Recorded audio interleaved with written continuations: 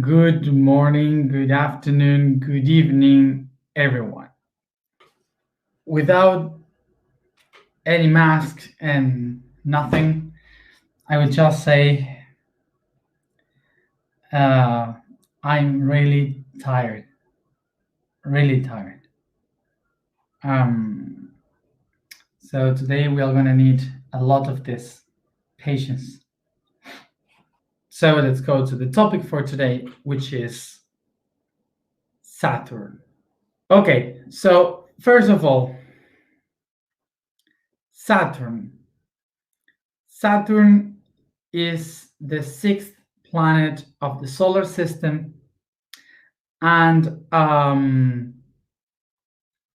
until the 1800s, until 1800s, when Uranus was discovered, for all the cultures of the world, this was the last planet, the last one on the solar system. So it was the last spot before we started with the spiritual realm,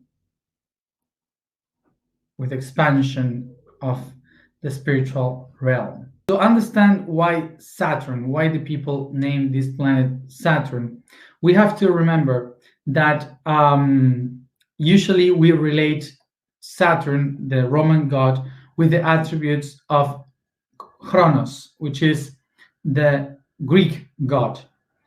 But even if for many people is the same god in different cultures, they are not. So what we are going to do is to try to understand what attributes have taken Saturn from Chronos, so we can understand why we put both concepts together as one. So first of all, as always, let's go into the etymology of these two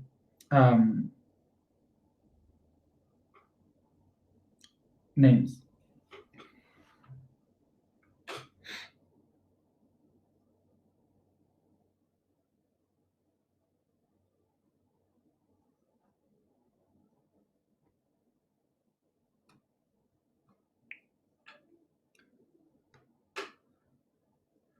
Okay.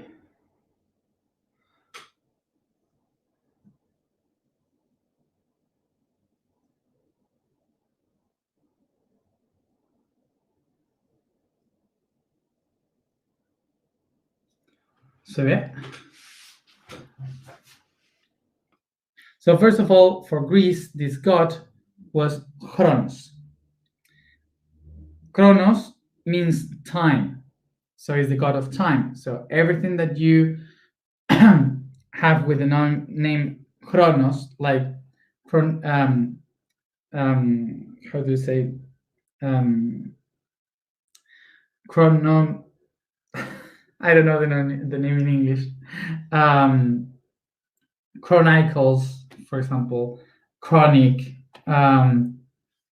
chronometer, all these names, chronology, all these names that we use to talk about time, we use the name chrono.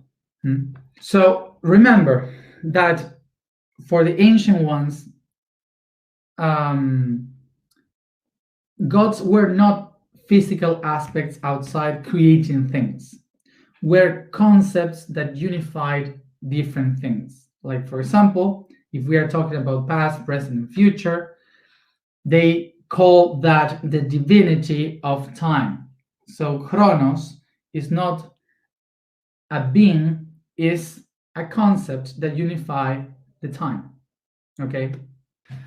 So now let's see this story. So Chronos is the son of the sky and the earth. The sky is called Uranus, and the earth is called Gaia. So Uranus and Gaia, the sky and the earth, have one child that is Chronos. It has many other childs, but mainly Chronos, which is the time. So when the heavens and the earth got together, the time started to run, okay? And the running of time, well, I didn't say this in Spanish, but the running of time, the movement of the things that transform everything was called rea. Rea, that means the one that moves, the one that flows, the flow of time through space, the one that molds the space, okay? For sure you have, sorry because of this example, but for sure you have the name of Rea in diarrhea. Sorry, but diarrhea is to flow a lot. Basically, that's the name. To flow beyond the limits. Chronos starts to develop its life in between heaven and earth. But heaven has a lot of ideas that the time couldn't manifest. So he decides to kill the sky, to transcend the sky and control the reality. So through that, the Uranus dies and gives birth to Aphrodite, and Aphrodite starts to create life, the beauty of life. So through Chronos, life evolves, transforms itself. It starts to create all the things. But what happened then? What happened is that that everyone was eternal. Everyone could live forever. So Kronos realized that maybe someday one of its children would be also the killer of himself, as he was for his dad. So before someone would kill him, he started to kill everyone. So he started to eat everyone.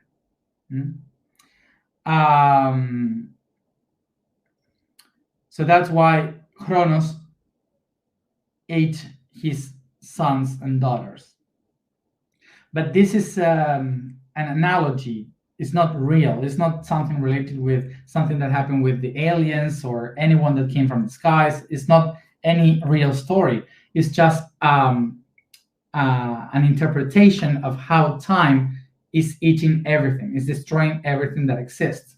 Okay, this is the idea of how time dissolves everything that also creates by evolution. But there is one of the sons of Kronos that comes and kills his father.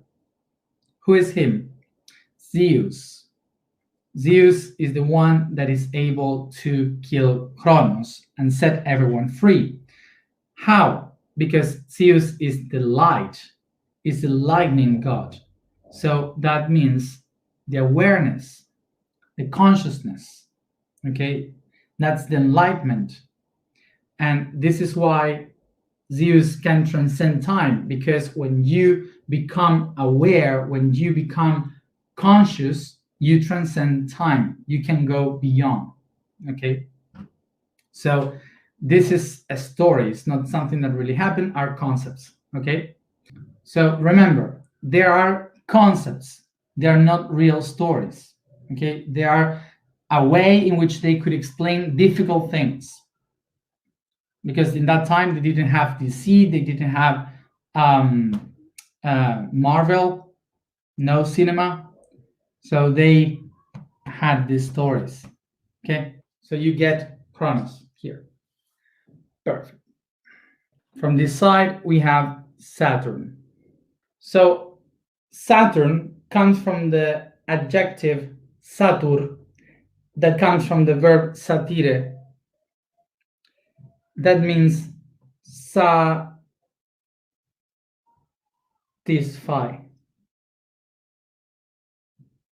You see the origin of the word? Sat. So Saturnus means the one that is satisfied. The one that is satisfied. So what is Saturn and why it exists? Well, this is an Etruscan word that is talking about what happened after you work the fields. Remember, yesterday we spoke about Mars, the god Maris, that was taking care of the fields. Okay, so once you worked the fields, once you did everything you had to do, working hard in the fields, in the farms, with the animals, with the plants and everything, you start to make the products of all that. So you make the manufacture of all the elements that you were working with, and suddenly comes the time that you have to take benefit of everything that you have done.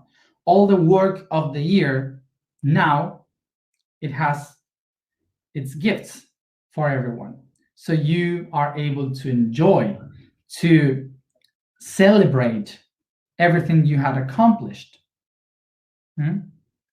So it's because of this that they started to share the products, that they started to eat everything, to drink everything, to get drunk, to get full, to share, to give gifts to everyone, make some presents, because they have so much, and they celebrate for many days because they were happy because they did all that by themselves. So they ended satisfied because of their work, because of the things that they accomplished with the work. They were satisfied, and they had to celebrate that moment. So the Romans used to call those days of celebration Saturnalia.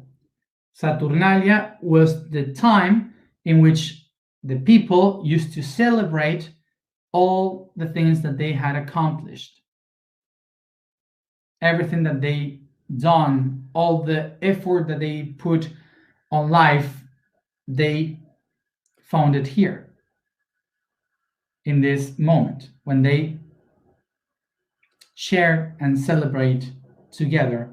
So this Saturnalia was not just one day. This was like a whole month. It was a whole celebration because the families got together, and that time they needed to get to be together. So they came from the mountains, from the fields, everywhere, and they got together to share everything that they have done. So it was like a kind of a month of celebration. And now, when the Saturnalia ended, it ended December 21st. Why? Because it's the solstice. The solstice, from the point of view of the northern hemisphere, the solstice of winter is the day of the longest night. So it means that the sun is the southern as it could go. Okay, and for 3 days it stays there during the night in the shadows. And in between the 24th and the 25th December, the sun starts to come back to the north, starts to move again to the longest days, announcing that is coming the spring in the future. So the 24th, 25th December is what the Romans call Sol Invictus, which means the sun has been victorious over the darkness. The sun was invictus, and it comes back to the longest days. So this was the moment of the end of Saturnalia, which means now is the beginning of the new year. So these traditions, Saturnalia and Sol Invictus, Saturnalia is a tradition from Italy, from the Etruscan people. And from the Mediterranean cultures, they celebrated the solstice in Sol Invictus. So the Romans took these two celebrations and they spread it in the Roman Empire throughout all Europe. And Europe created the countries that then will colonize the whole entire world, bringing these two traditions with the name of Christmas. So this is why we celebrate Christmas. So this is why in Christmas we get together, we give ourselves gifts, presents, we decorate our houses, we put the family together to celebrate all together. We eat as much as we can to say, oh, we are full, because we have to celebrate all the things that we accomplished in our year. So we are not celebrating Christ, we are celebrating Saturn.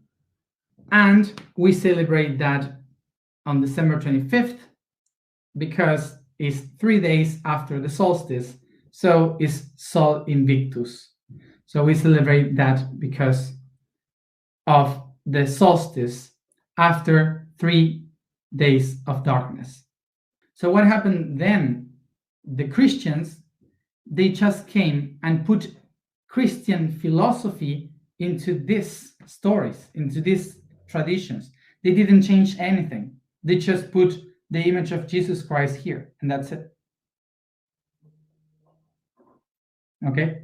So next time you celebrate Christmas, don't think that you are celebrating something from Christianity. You are basically celebrating everything that you accomplished in that year with all the loved ones, and that the sun is moving again towards the north. So what is the relationship between Saturn and Chronos? It's not the same god. It means that Saturn is the one that celebrates that we had accomplished 1 year, so we can begin a new one. And that's why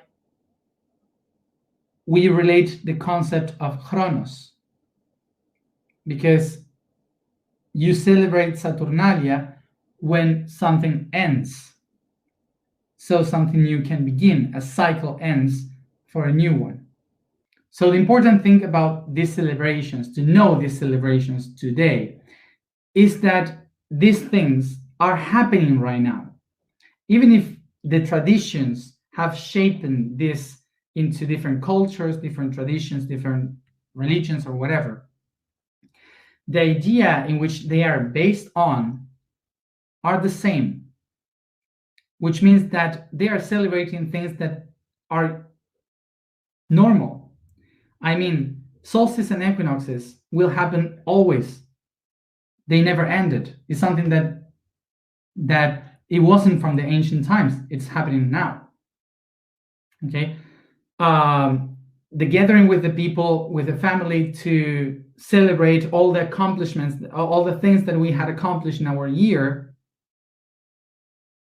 we do that also at the end of the year, because the year ends and there's a calendar, there's a moon, there's a sun, and you can see it, and there's a time.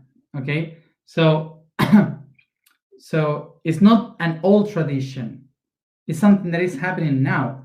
If we follow any religion, any tradition, but knowing that these celebrations are because of things that are happening actually today, this helps us to live much more in the present, here and now. So now going to the psychological aspect of this. During 11 months of the year, we have been doing many things, working, going around, doing things, achieving goals, knowing people, many things. We travel, we do many things around. And during the last month, there is something inside of each one of us that even if we don't believe in the traditions of the end of the year, most of the people feel this pressure inside to make a balance, to think about what have we accomplished in that year. And you sit with the beloved ones and with the new friends that you did, with the family, and you start to speak about the stories that happened to you that year. You start to share about all the goals that you commit in that year. You bring some gifts from the trips and stories to tell to everybody. You start to share with the loved ones about how was this time. So it's because of this, the last month of the year, we start to think about what we have accomplished. And I was able to do everything that I was supposed to, or should I plan and make a new programming for the next year? So during that moment of the year, we do a planification for the next year. I want to do this, I want to accomplish that. And you make like a summary of the whole year that have passed. So during that month, the person is doing like a review of all the wealth in the physical, the emotional, and the mental aspects that you have earned, that we have earned along the year, that we have accomplished within. For sure, to many of you had happened that that even if it's very silly to celebrate a new year, because it's impossible to say exactly, okay, this day at this exactly time is the new year, because we are on a cycle constantly. But we divided the time in that way. Even if it is kind of silly, we inside feel like this pressure of saying, I am changing 1 year. Everything's changing for me. So do I have all the tools I need to face a new cycle? What have I harvested for myself, for my own, in the past cycle, in the past year? What should I do? So this thought of I have to start a new path, a new year was given to the last planet of the solar system for them in that time. So this planet was the one representing the judge of the time, the one that says, what have you accomplished at the end of this time? What have you accomplished? Because that planet is the last one. They thought it was the last one. So that planet is the one that says you accomplished to reach to the last spot. So what have you accomplished? So that's why they call this planet Saturn, because it's the judge. It's the judge that says what that shows you what have you accomplished, what have you earned. So Saturn is the planet of revision, is the planet of the karma. Remember that yesterday I explained about the 3 bodies in our solar system. So we have the physical body in the 4 main planets around the sun, the ones that are made of rocks. Then we have the emotional or the soul, which is Jupiter and Saturn. And then we have the spiritual, which is the last 2 gas planets. So if we get this, we will remember that when you as an individual accomplish to get out of the physical, to transcend the idea of the ego, of the self, you start to find the purpose of your soul. So when you reach Saturn, the energy of Saturn is the one saying, who are you working for? Is this what you are doing for your own individual soul? Because remember, there's no one divided soul. Your soul is spread along the time, in the past, in the present, and the future, connected to your whole genealogical tree. So it's not an individual soul. It's a soul spread around. So what Saturn says to us is that we have to make a review of everything that happened to us in the past lives, traumas, all information that is connected to our soul, to review the past, the karma, all the things that we had accomplished, the tools that we got during the experimentation of the existence. What have we accomplished through time? So that's why we have to make a review of our entire history. That's Saturn.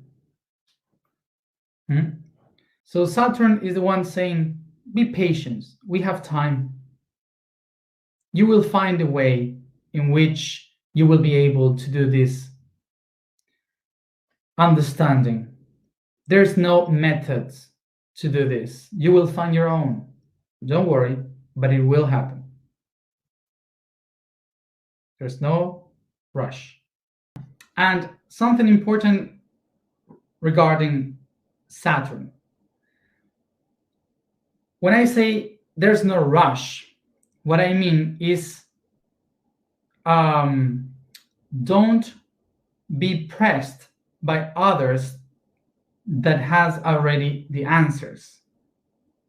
And why is this?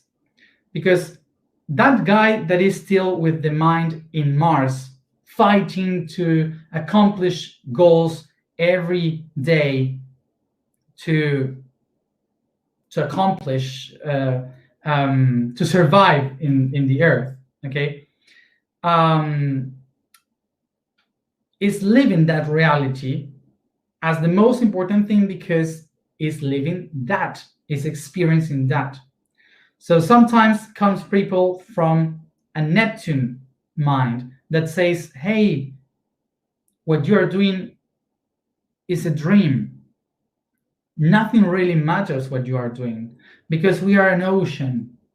We are all one, reflecting each other. So there's no need to fight. There's no purpose. There's no blah, blah, blah, blah, blah. That's the Neptune mind. But for the person that is still with the mind in Mars, that thought is not helpful. That idea is not helpful unless you are looking for it. So what I mean about not being in a rush is that eventually everyone will get into every one of the points of views. But we cannot try to live farther and faster according to the process of others, or following the process of others that are already in Neptune, saying all these things, pushing the others that are still in the Earth, creating things in Mars, fighting for the daily life, pushing them to the spiritual world. Just be yourself and try to concentrate in what you are trying to do now. And eventually, if you do it right, you will get into the other ones. And I say this regarding Saturn because Saturn is a personal review. It's the inner concept that says, what have you accomplished? It's not a karmic gathering outside that says you have done it fine, so you win, you have done it wrong, so you're out. It's not something like this. Saturn is an inner process that we have to review for ourselves according to our process. So when we listen to people that says, for example, that gives cathedra, that gives their point of view, saying you have to do this or that and so on in order to accomplish this or that. From that point of view, it's okay as a tool. You can get it, you can have this information, but don't despair to try to live like that if naturally your life didn't give you the tools to do it. Okay, so there's no rush in the inner process. And remember also, this planet, Saturn, is saying no rush, but no stop. And why? What is this? This means that not having a rush, it doesn't mean that you shouldn't do stuff. We have to act, we have to do stuff physically, emotionally, mentally. We have to take action in stuff. During 11 months of our year, we have many things to do, so we can make a review in the last one and to think about what can we improve for the next cycle. So it's not about, okay, I will stay and maybe someday will come the tools that I need in order to evolve. No, Saturn is the one that says you're not going to evolve if you don't do stuff. You have to do. Okay? You have to do in order to know what have you earned.